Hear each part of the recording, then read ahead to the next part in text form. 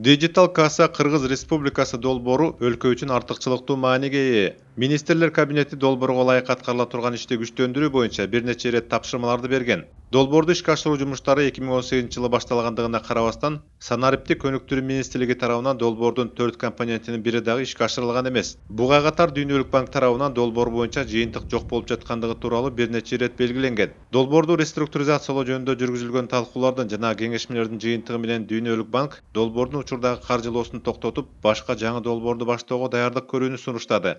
Анда белгиленгендей, санариптештирүү мамлекеттик саясаттын артыкчылыктуу багыты болгондугуна карабастан, тармактык мекеме тарабынан Digital касса Кыргыз Республикасы долбоору боюнча техникалык тапшырмалар иштелип чыккан эмес жана стратегиялык жактан маанилүү долбоор боюнча сынактар дагы жарыяланган эмес.